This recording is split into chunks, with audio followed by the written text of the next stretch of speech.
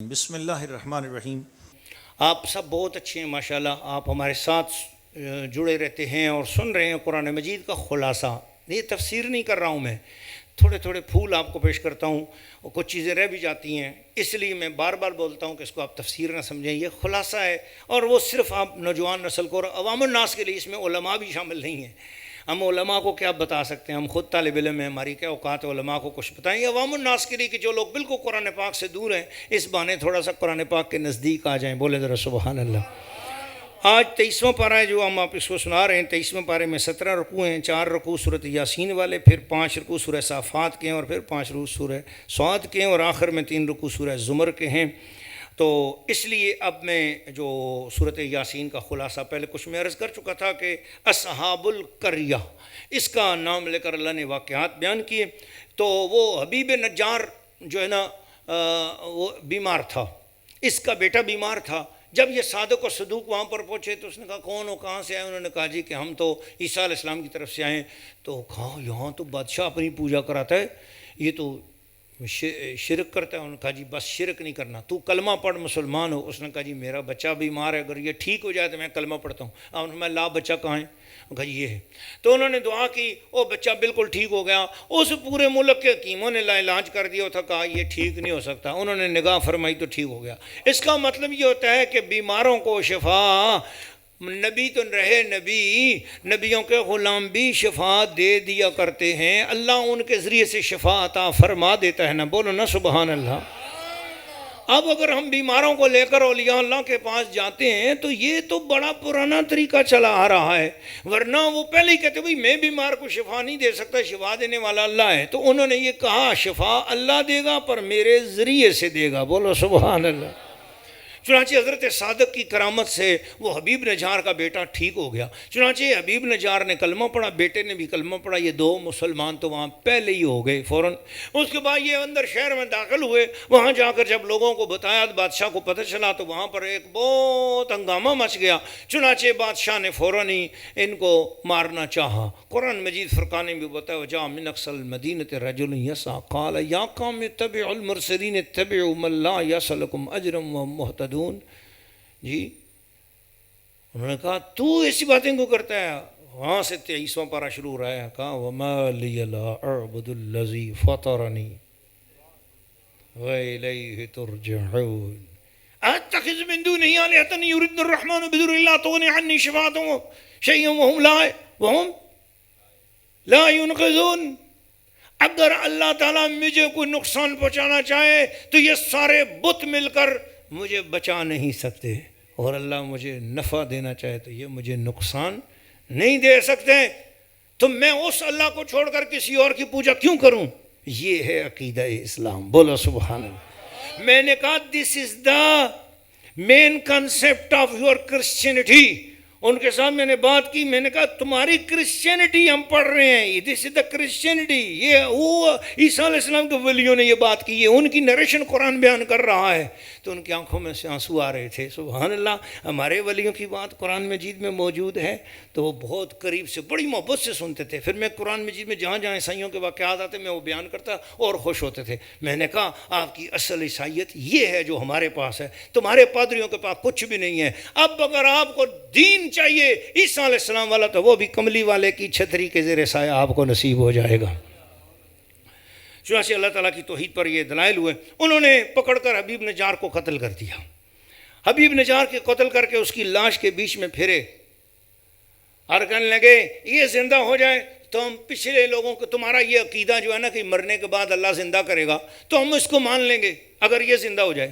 ادھر قال یا لیت قومی یعلمون، حبیب نجار جب اللہ تعالیٰ کے پاس پہنچ گیا تو اللہ نے اسے جب جنت دے دی، اسی وقت اس کی روح کو جنت نصیب ہوئی، تو اس نے کہا یا اللہ کاش میری قوم بھی جان جائے کہ بما غفر لی ربی، میرے رب نے مجھے بخش دیا ہے، وجعلنی من المکرمین، اللہ نے مجھے بڑی عزت والوں میں رکھ دیا ہے، بڑی شان عطا کر دیا ہے، کاش میری قوم کو پتہ چلے۔ ادھر حضرت صادق اور صدوق کو کہا کہ یہ تمہارا مرید ہے حبیب نجار، اس کو ہم نے مارا ہے، اس کو زندہ کرو۔ ادھر انہوں نے اللہ سے دعا کی، ادھر وہ اللہ سے کہہ رہا تھا یار میری قوم کو بھی پتہ چلے کہ میں نے نماز ایک نہیں پڑھی لیکن اللہ نے یقین پر، توحید پر یقین کی برکت سے کتنا مجھ پر کرم کر دیا ہے۔ بھئی ہاں کل مسلمان ہوا اور آج شہید ہو گیا، تو پھر اللہ تعالیٰ نے اس کے اوپر کرم کیا، اس کو دوبارہ زندہ ہونے کی اجازت بخش دی تھی، وہ زندہ ہو گیا۔ جب وہ زندہ ہوا تو اس نے پورا شہر کھڑا تھا اور شہر کے سامنے اس نے بولا کہ سچی بات یہی ہے، میں دیکھ آیا ہوں کہ وہ اللہ تعالیٰ کے ہاں اے صادق اور صدوق کا بڑا مقام ہے، یہ بادشاہ اللہ تعالیٰ کے ہاں غضب میں ہے۔ چنانچہ آدھے شہر کے لوگ اسی وقت کلمہ پڑھ کے مسلمان ہو گئے۔ پھر اللہ پاک نے اپنی شانیں بیان کی، زمین میں جو اللہ نے نعمتیں عطا کی اس کا بیان کیا، اور پھر اللہ تعالیٰ نے مشرکوں کو بتایا کہ ان کو کچھ بھی نہیں ملے گا، اور آخر یہی ہوگا کہ یہ اپنے اہل خانہ کی طرف بھی واپس نہیں مڑ کے جا سکیں گے جب ان کو اللہ کا عذاب آئے گا۔ تو جب موت آتی ہے تو پھر وہ مہلت نہیں دیتی، اس سے پہلے پہلے سچے دل کے ساتھ اسلام والے ہو جائیں۔ قیامت کا حال، دوزخیوں کا حوال، اور پھر فرمایا کہ جنت کے لیے فرمایا جنتی والے، جنت میں تو جب جنتی آئیں گے اور اللہ کی توحید کو ماننے والے، نبیوں کی رسالت کو ماننے، ولیوں کی ولایت کو ماننے والے جب آئیں گے تو اللہ کیا کہے گا؟ سلام قولا من رب الرحیم۔ پھر اللہ تعالیٰ نے فرمایا جب ہم کسی کو ومن نعمرہ ننکسہ فی الخلق، ہم جس کو لمبی عمر دیتے ہیں تو پھر اس کو بہت زیادہ اس میں پھر کمزوریاں بھی آ جاتی ہیں، جتنا لمبی عمر والا ہوتا ہے اتنا کمزور ہوتا چلا جاتا ہے، ہڈیاں کمزور ہو گئیں، درد شروع ہو گئے، ہزار بیماریاں ساتھ لگ گئیں ایسا ایسا بڑھاپے میں۔ تو فرمایا ہم بڑھاپا ضرور لے کے آتے ہیں تاکہ تمہیں پتہ چلے کہ تھوڑی سی زندگی اور اس میں اتنا بڑا بڑھاپا آ گیا۔ سوچو اللہ کی شان لا تاخذہ سنۃ ولا نوم، اللہ کو نہ اونگ آتی ہے نہ نیند آتی ہے۔ تم سینکڑوں بار سو کے پھر بوڑھے ہو جاتے ہو، آج تک اللہ تبھی سویا ہی نہیں، اسے اونگ بھی نہیں آئی ہے۔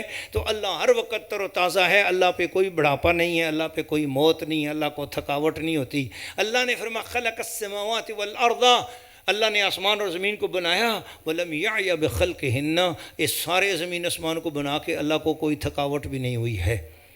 یہ دیکھو نا کیسی بات ہے۔ تراویح آپ نے بھی پڑھی ہے، تراویح ہم نے بھی پڑھی ہے، آپ سن سن کے تھک رہے ہو، ہم سنا سنا کے تھک نہیں رہے ہیں، آنکھوں نا سبحان اللہ۔ اللہ تعالیٰ فرمائے، پھر اللہ تعالیٰ نے فرمایا فَسُبْحَانَ الَّذِي بِيَدِهِ مَلَكُوتُ كُلِّ شَيْءٍ وَإِلَيْهِ تُرْجَعُونَ۔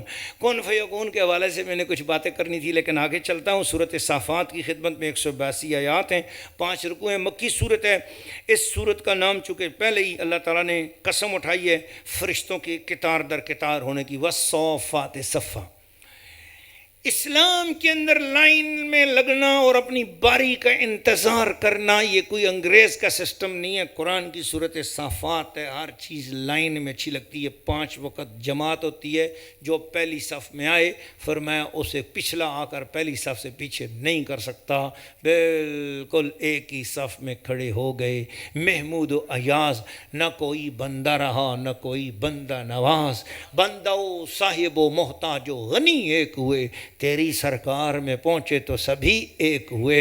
ہائے محبت والو، یہ جو ہمارا جماعت کے لیے لائن بنا کر کھڑا ہونا ہے، کندھے سے کندھا ملا لو، یہ پوری تمہاری سسٹمیٹک پوری زندگی کو سسٹم دے رہا ہے کہ میں ہر روز دن میں 5 مرتبہ تمہیں لائن میں کھڑا کرتا ہوں تاکہ تمہیں پتہ چلے کہ اگر بینک میں لائن میں لگنا پڑے، ڈاکخانے میں لائن میں لگنا پڑے، کوئی سودا لائن میں لے کر لگنا پڑے تو تمہیں پتہ چلے کہ میں تو 5 ٹائم خدا کے سامنے بھی لائن میں لگتا ہوں، اپنی باری کا انتظار کروں گا۔ وی آئی پی سسٹم خدا کے ہاں نہیں، وی آئی پی سسٹم تو اپنی سوسائٹی سے بھی دور کر تاکہ ہر ایک کی باری، جس کی باری ہے اس کو پہلے سے ملنا چاہیے۔ جو پہلی صف میں آ گیا پہلی صف میں آ گیا، جو دوسری میں آ گیا جو دوسری میں آ گیا۔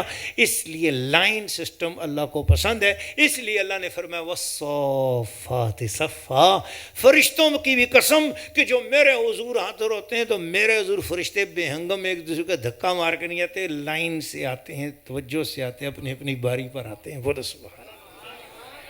میں یہ جو باتیں کر رہا ہوں یہ صرف میں نے خلاصہ بیان کی، تفسیر نہیں کر رہا ہوں، بار بار کا تو تفسیر نہیں کر رہا ہوں، یہ صرف خلاصہ ہے۔ تو آپ نے جب یہ خلاصہ سنا ہے، جب تفسیر سنو گے تو پھر کیا عالم ہوگا۔ اللہ آپ کو اس کی تفسیر کی بھی توفیق عطا فرمائے۔ آخرت میں جزا و سزا کے والے سے بات کی، نوح علیہ السلام کی بات کی، ابراہیم اور اسماعیل علیہ السلام کی بات کی۔ خواب دیکھا ابراہیم علیہ السلام نے، اپنے بیٹے سے کہا کہ میں نے دیکھا ہے خواب میں کہ میں تجھے ذبح کر رہا ہوں، کیا بولتا ہے تو؟ بیٹے نے جواب دیا، فن ابا جی ففعل ما تشاء، جو کچھ آپ کا دل چاہے، ففعل ما تؤمر، آپ کو جو حکم ملا ہے کر دو نا، آپ کرو، میں حاضر ہوں نا، یہ میری گردن حاضر ہے۔ اشارہ کیا کہ لوگوں بیٹا ہو تو ایسا اپنے باپ کے سامنے کبھی اف نہ کرنا، اپنے ماں کے سامنے کبھی بے ادبی نہ کرنا۔ اسماعیل سے سبق سیکھنا، قیامت تک کے بچوں کو سبق سیا۔ عید قربان دراصل قیامت تک کے لیے بچوں کو والدین کا ادب سکھانے کے لیے عید قربان آئی ہے۔ چھوٹی عید خدا اور رسول کا ادب سکھا رہی ہے، اور بڑی عید ماں باپ کا ادب سکھانے کے لیے آئی ہے۔ کہ باپ ہو کر ابراہیم اپنے بیٹے پہ چھری چلا رہے ہیں اور بیٹا کہہ رہا ہے کہ ٹھیک ہے، فلما اسلما وتلہ للجبین، دونوں نے جس وقت چکا لیا اللہ کے سامنے، وہ اللہ کے رستے پہ بیٹا قربان کر کے وہ اللہ کا بندہ بن گیا، اور بیٹا اپنے باپ کی بات مان کر فرما بردار ہو گیا۔ فرمایا دونوں نے ہماری راہ میں بات قبول کر لی، اور دونوں کی قد صدقت الرؤیا، اے ابراہیم تو نے اپنی خواب سچی کر دکھائی ہے، انا کذالک نجزی المحسنین، ہم اسی طرح جو ہے نا نیکیاں کرنے والوں کو جزا دیا کرتے ہیں۔ سو موسیٰ علیہ السلام، ہارون علیہ السلام، الیاس علیہ السلام، لوط علیہ السلام کے واقعات دوبارہ دہرائے گئے۔ یونس علیہ السلام کا واقعہ بیان کیا، اور یونس علیہ السلام کا کس طرح مچھلی کے پیٹ میں کیسے گئے تھے۔ فرمایا دراصل جب وہ 1,00,000 لوگوں کی طرف ہم نے حضرت یونس علیہ السلام کو بھیجا، اور یونس علیہ السلام نے قوم سے کہا کہ اللہ کے ساتھ کسی کو شریک نہ ٹھہراؤ اور مانو میری بات، تو لوگ مانتے رہے، پھر ذرا سی نافرمانی کی، یونس علیہ السلام سے خفا ہو گئے۔ جب خفا ہو گئے، عذاب جو ہے نا بالکل قریب آنے لگا، تو لوگ ڈر گئے۔ وہ یونس علیہ السلام کے حضور معاف کر دو، غلطی ہو گئی، معاف کر دو۔ وہ معافی مانگ رہے تھے، اور یونس علیہ السلام نے ان کو معافی دینے کے بجائے وہاں سے خاموشی سے نکل گئے اور جا کے کشتی میں بیٹھ گئے۔ اللہ پاک کو اپنے سونے پیارے محبوب کا یہ انداز تھوڑا سا اللہ تعالیٰ کو پسند نہ آیا کہ جب لوگ معافی مانگ رہے ہیں تو دے دو معافی۔ ہائے ہائے، بولو نا سبحان اللہ۔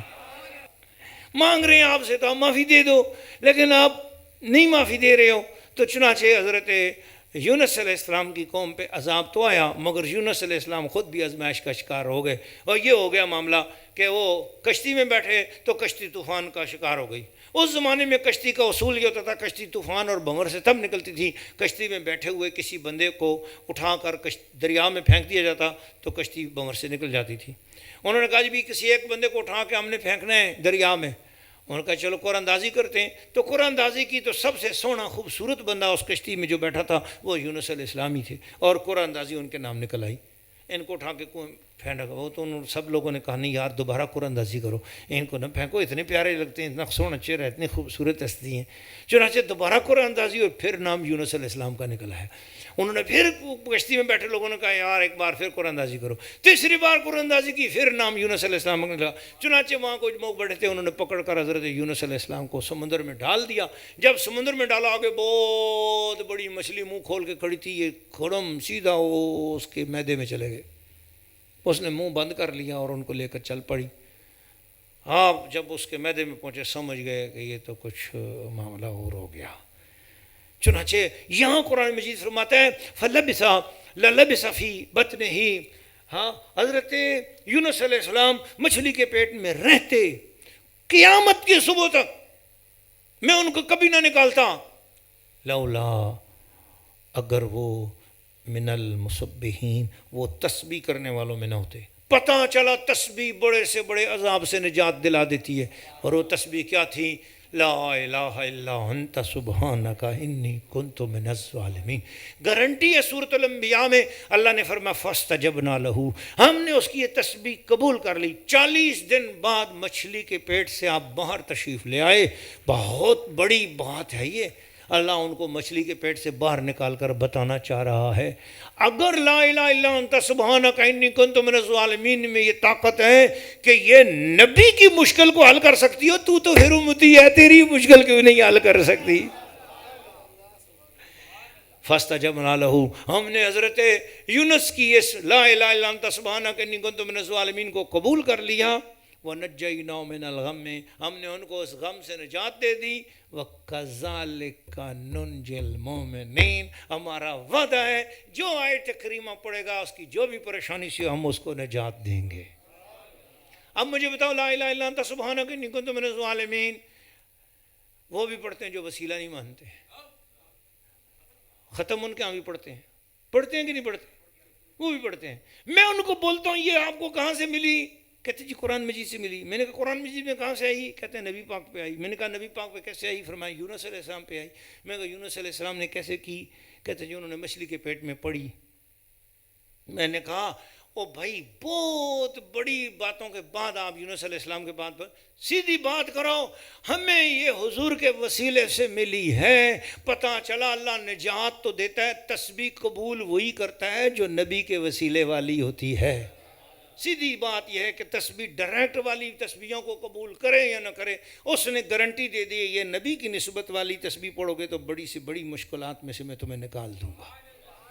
اللہ تعالیٰ مجھے اور آپ سب کو صحیح طریقے سے ان ہستیوں کے ساتھ جوڑے۔ چنانچہ اس کے آخر میں اللہ نے پھر تسبیح ایک بیان کی۔ اللہ نے فرمایا سبحان ربک رب العزت عما یصفون وسلام علی المرسلین والحمد للہ رب العالمین۔ نبی کریم علیہ الصلوۃ والسلام نے ارشاد فرمایا جو شخص یہ چاہتا ہو کہ اس کا ثواب قیامت کے دن بڑے ترازو میں تولا جائے تو مجلس کے اختتام پر ان 3 آیات کو پڑھ لیا کرے، سبحان ربک رب العزت عما یصفون وسلام علی المرسلین والحمد للہ رب العالمین۔ اس کے بعد صورت صاد شروع تھی، اس کی 88 آیات ہیں، مکی صورت ہے اور 5 رکوع ہیں اس کے اندر، اور اللہ تعالیٰ نے پہلی قوموں کا تذکرہ کیا، ان کی تباہی کا سبب بیان فرمایا، اور متعدد انبیاء کرام کا اس میں بڑا زبردست ذکر بھی ہے۔ چنانچہ فرمایا قرآن بہت بڑی نصیحت ہے۔ پہلا رکوع آیت نمبر 1 سے لے کے آیت نمبر 14 تک ہے، تو اللہ تعالیٰ نے فرمایا کہ یاد رکھ لو اللہ تعالیٰ ایک ہی معبود ہے اور اس کے علاوہ کوئی اور معبود نہیں۔ آپ نے دیکھا ابھی تک جو قرآن مجید سارا میں ابھی یعنی کہ خلاصہ آپ کو سنا رہا ہوں، 23 پارے تو ہو ہی چکے ہیں، بار بار 2 ہی باتیں ہیں، اللہ اکیلا ایک ہے، اور ساتھ ساتھ نبیوں کی شان بھی اللہ بیان کرتا جا رہا ہے۔ کبھی نبیوں کے معجزے، کبھی نبیوں کی باتیں، کبھی نبی کی بات، کبھی نبی کا یہ، نبی کا وہ، انبیاء کی باتیں بھی ساتھ کرتا ہے اور ساتھ اپنے توحید کی بات بھی کرتا ہے۔ تو اس کا مطلب یہ ہے احترام رسالت کے ساتھ، احترام رسالت کے ساتھ اقرار توحید کیا جائے، یہ پورے قرآن کا خلاصہ ہے۔ بولو ذرا سبحان اللہ۔ حضرت داؤد علیہ السلام کے پاس ایک مقدمہ آیا کہ جی میرا ہمسایہ اس کے 99 چیزیں ہیں اور میرے پاس ایک ہی چیز ہے، میری ایک چیز پر یہ 99 چیزوں والا قبضہ کرنا چاہتا ہے، آپ انصاف فرمائیں۔ حضرت داؤد علیہ السلام نے جب یہ سنا تو فرمایا یہ زیادتی ہے، اور جو لوگ اس طرح زیادتی کرتے ہیں وہ اچھے نہیں ہوتے ہیں۔ تو اس طرح حضرت داؤد علیہ السلام نے یہ جب فیصلہ کر لیا، اس فیصلے والے نے فیصلہ جب قبول کر لیا، میں جو بھی آپ کو واقعہ سنا رہا ہوں نا، یہ واقعہ یا اسلام میں جو واقعہ یا مفسرین نے جو واقعہ حضرت داؤد کی شان میں بیان کیا، یہ بہت خوبصورت ہے اور یہ برحق ہے۔ اس کے علاوہ جتنی بکواسات انجیلوں میں ہوئی ہیں، بائبل میں ہوئی ہیں، یا جو عیسائیوں نے بکواسات کی ہیں، جو جوش نے بکواسات کی ہیں، اس کا اسلام سے کوئی تعلق نہیں۔ قرآن حضرت داؤد علیہ السلام کی عزت اور عفت پر پہرا دے رہا ہے۔ میں نے اتنی بات کی کافی ہے۔ میں نے بہت سارے جوش کے ساتھ بات کی، الحمدللہ بہت سارے تو منکر ہو گئے، لیکن الحمدللہ جتنے جوش نے میرے ہاتھ پہ اسلام قبول کیا ان کو میں یہ بات سنا تھا، میں کہتا آپ اپنے حضرت ڈیوڈ داؤد علیہ السلام کو ڈیوڈ بولتے ہیں، میں نے کہا حضرت ڈیوڈ علیہ السلام، میں نے کہا ان کے بارے میں مجھے بتاؤ کیا کہتی ہے تمہاری کتاب؟ میں نے کہا نکالو اپنی جتنی بھی کتابیں تمہارے پاس، حضرت ڈیوڈ علیہ السلام کے بارے میں تم لوگوں نے کیا لکھا ہوا ہے۔ جب وہ یہودی ربی اپنی تحریروں کو باہر نکالتے ہیں تو اس کے اندر اتنے گندے گندے الفاظ ہیں، میں نے کہا میں کسی جگہ پڑھ کر سنا نہیں سکتا الفاظ کو، استغفر اللہ العظیم، یہ تم نے الفاظ بولے۔ میرے ماجی ایجوکیشنل امپائر، میرے بچے بھی سننے والے، میں وہ الفاظ یہاں نہیں بیان کر سکتا، میرا یہ چینل بڑا مہذب چینل ہے، میں نہیں چاہتا کہ میں وہ الفاظ یہاں پر بیان کروں، تو میں صرف یہ اشارہ کرنا چاہتا ہوں، میرا قرآن ہے. قرآن نے اتنی عزت کے ساتھ ان کی بات کی کہ حضرت داؤد علیہ السلام نے جب یہ دیکھا کہ میرے ہاتھ سے اتنا اچھا انصاف ہوا ہے، چنانچہ حضرت داؤد علیہ السلام نے اللہ تعالیٰ کے حضور شکر ادا کیا کہ اچانک رات کے اس لمحے میرے پاس فیصلہ کرنے والے آئے اور مجھ سے اچھا فیصلہ ہوا. فاستغفر ربہ، انہوں نے اللہ تعالیٰ کے حضور جھک گئے اور استغفار کیا، اور انہوں نے اللہ تعالیٰ کے حضور جھک کر سجدہ ادا کیا اور جھکے. یہ آیت سجدہ اس لیے میں نے الفاظ عربی کے نہیں پڑھے یہاں پر، تو پھر یہاں پر سجدہ بھی ہوتا ہے، ہم نے الحمدللہ کیا بھی تھا. تو کہنے کا مقصد یہ ہے کہ حضرت داؤد علیہ السلام اللہ کے حضور جھکنے والے تھے. پھر اللہ نے فرمایا لوگوں، داؤد علیہ السلام کے ماننے والوں، تم شکر کیا کرو، اور شکر کرنے والے میرے بندوں میں بہت تھوڑے. پھر سلیمان علیہ السلام کی عظیم حکومت کا ذکر اور بڑے پیارے پیارے واقعات بیان کی. تھوڑی سی بات میں کروں گا کیونکہ میں نے انا اعطیناک الکوثر کے حوالے سے کچھ باتیں آپ ساتھ کی بھی تھیں اس دن. آج میں صرف اتنی بات کروں گا کہ اللہ تعالیٰ نے حضرت سلیمان علیہ السلام، میری آواز تھوڑی سی مائک سے دور ہونے کی وجہ سے میں نے دیکھا پچھلے جو میرا جو ماجی ایجوکیشنل امپائر کے ذریعے یوٹیوب پہ چینل جاتے ہیں. اب میں بیان کرتے کرتے آگے پیچھے تو ہو جاتا ہوں، لیکن اس سے آواز کم ہو جاتی ہے، سننے والوں کو پریشانی نہ ہو. تو میں سوری کرتا ہوں، لیکن اصل میں کئی گھنٹے ہو جاتے ہیں ہمیں بھی، تو اس لیے میں آپ سے عرض کرنا چاہ رہا ہوں کہ حضرت سیدنا سلیمان علیہ السلام کے بارے میں اللہ تعالیٰ نے ارشاد فرمایا کہ ہم نے ان کے لیے ہوا مسخر کر دی، ہم نے ان کے لیے جنات اور پریاں ان کے کنٹرول میں دے دیں، ہم نے پہاڑ، دریا، ہر چیز، سمندر، سب چیزیں ان کے قبضے میں کر دیں، اور ہوا کو ان کے بس میں ایسے کر دیا. پلیز توجہ کرنا، ایک لفظ قرآن کا میں پڑھنے والا ہوں. تجری بامرہ، تجری بامرہ رخان حیث اسا. وہ ہوا حضرت سلیمان علیہ السلام کے آرڈر پہ اس طرح چلتی تھی جیسے حضرت سلیمان چاہتے تھے. تو یہاں پر تھوڑی سی بات کروں گا کہ اللہ تعالیٰ نے یہ نہیں کہا کہ ایسے کرتی تھی، بلکہ اللہ تعالیٰ نے یہ فرمایا کہ آج بھی ہوا سلیمان علیہ السلام کے قبضے میں ہے. آج بھی یہ جتنی ہوائیں چل رہی ہیں میں نے اب سلیمان علیہ السلام کے قبضے میں دے دی. میں اسی طرح کا، مجھے کہتے ہیں جی یہ کیا بات کرتے ہیں، آج بھی سلیمان کے قبضے میں ہے. میں نے کہا یار بات سنو، پہلے دن سے آدم علیہ السلام کی امت میں آدم علیہ السلام کی روح جس نے قبض کی کون تھا؟ تو کہتے ہیں جی حضرت اسرائیل علیہ السلام. میں نے کہا یار عجیب بات ہو گئی، آپ اسرائیل علیہ السلام سے درجہ بڑا ہے نبیوں کا. میں نے کہا اسرائیل علیہ السلام کو جو اختیار آدم علیہ السلام کے زمانے میں تھا آج بھی موجود ہے. تو اس پہ آپ کو شک کوئی نہیں ہے کہ موت کے فرشتے کے بعد اتنا عرصہ اختیار کیسے ہو سکتا ہے. تو بھائی جو چھوٹے درجے کا ہے اس کے پاس اختیار آج تک موجود ہے، تو حضرت سلیمان کا تو بڑا درجہ ہے، تو ان کے پاس اختیار کو نہیں موجود ہے. اب بولو ذرا سبحان اللہ. ہاں تو محبت والوں، پیار والوں، میں عرض کر رہا تھا سورۃ صاد کے اس حصے میں نا، تو اللہ تعالیٰ نے ارشاد فرمایا کہ ذکر کرنا ہے تو یہ ذکر بار بار اس سورۃ صاد میں آتا ہے کہ ذکر کرو، ذکر کرو، ذکر کرو، میرا ذکر کرو. اللہ نے فرمایا فسخرنا لہ الریح تجری بامرہ، ہم نے مسخر کر دیا ہوا کو حضرت سلیمان کے کنٹرول میں، وہ چلتی ہے، چلتی رہتی ہے، رخان حیث اصاب. جہاں پر بھی آیت نمبر 36 ہے، حضرت سیدنا سلیمان علیہ السلام کی شان اللہ بیان کرتا ہے، فرماتا ہے وَالشَّيَاطِينَ كُلَّ بَنَّاءٍ وَغَوَّاصٍ. جتنے بھی انجینئر قسم کے جنات ہیں وہ بھی حضرت سلیمان علیہ السلام کے قبضے میں دے دیے. وَآخَرِينَ مُقَرَّنِينَ فِي الْأَصْفَادِ، اور جو شیطان بچ گئے، جتنے جنات بچ گئے، ہم نے ان سب کو کہا کہ ان کو بیڑیاں ڈال کے قبضے میں کر لو، جب ضرورت پڑے سے کام لے سکتے ہیں. هَذَا عَطَاؤُنَا، یہ ہماری عطا ہے، عطا ہے.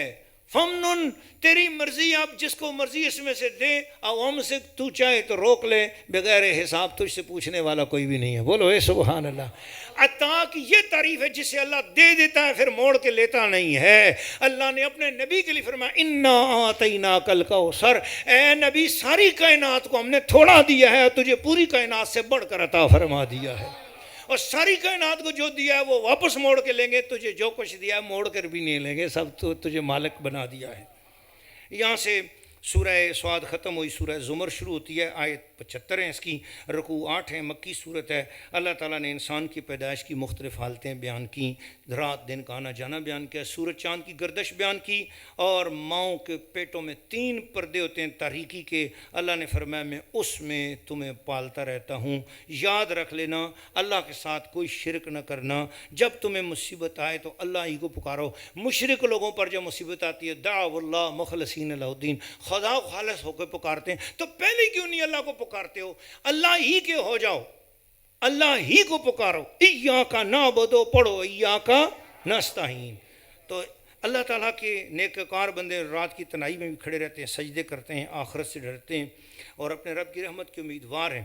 عبادت میں اخلاص پیدا کرنا چاہیے۔ پھر فرمایا جس کا سینہ اللہ تعالیٰ اسلام کے لیے کھول دیتا ہے اس کو اللہ نور عطا فرما دیتا ہے، وہ سمجھ لیتا ہے۔ اگر پڑھا لکھا نہ بھی ہونا، یقین جانو جس کا سینہ اسلام کے لیے اللہ کھولتا ہے، پڑھا لکھا نہ بھی ہونا، کبھی غلط عقیدے پہ نہیں جائے گا، غلط نہیں ہوگا، وہ اللہ پاک اس کو ٹھیک رستہ خود بخود عطا فرما دیتا ہے۔ اللہ تعالیٰ مجھے اور آپ سب کو مشرک ہونے سے بچائے اور گستاخ ہونے سے بچائے۔ 2 چیزیں ہیں، گستاخ بھی نہ ہو، مشرک بھی نہ ہو۔ اللہ تعالیٰ ہمیں ان دونوں برے رستوں سے بچائے، باادب بھی رہیں اور توحید بھی مانتے رہیں۔ بولو آمین۔ یہ پارہ نمبر 23 ختم ہو گیا الحمدللہ۔